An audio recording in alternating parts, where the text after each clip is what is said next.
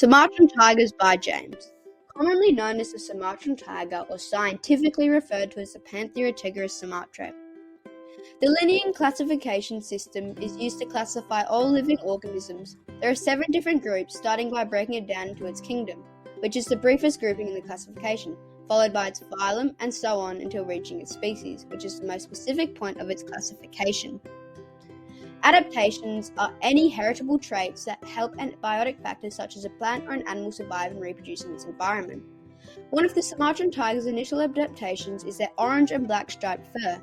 This is a structural feature of the tiger that helps them remain concealed and thus unnoticed by prey. A second adaptation is the Sumatran tiger's hunting behaviour. The tiger will purposely move into dense jungle because that is where most of their prey tends to be.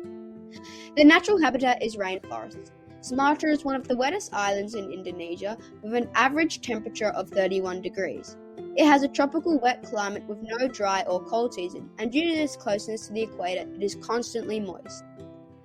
Sumatran tigers are distributed to only one island in the world, Sumatra, making their home extremely special.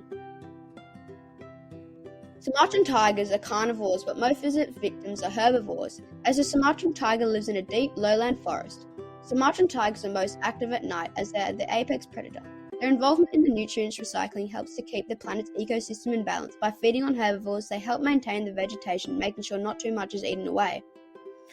The Sumatran tiger sits at the top of the food chain, and is a tertiary consumer, as well as an autotroph.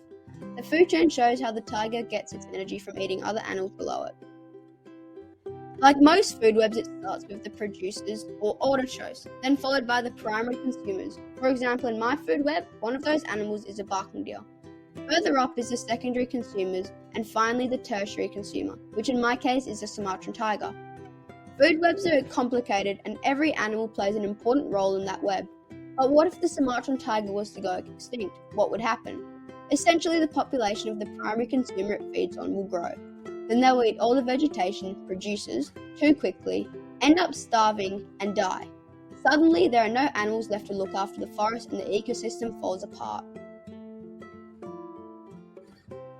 The Sumatran tiger's population has drastically dropped over time due to the large amount of land clearing and poaching. Land clearing is what causes displacement, and poaching declines their population number. A lot is being done to conserve the Sumatran tiger. For example, Taronga Zoo has set up a breeding program to increase the population, and Wildcats Conservation Centre supplies flora and fauna into their habitats to regrow what's been lost to deforestation. Personally, we can donate funds to organisations such as Wildcats and Taronga Zoo, boycott products that are bad for the rainforest, and most importantly, we can create awareness to ensure the Sumatran tiger's population keeps growing. Created using Powtoon.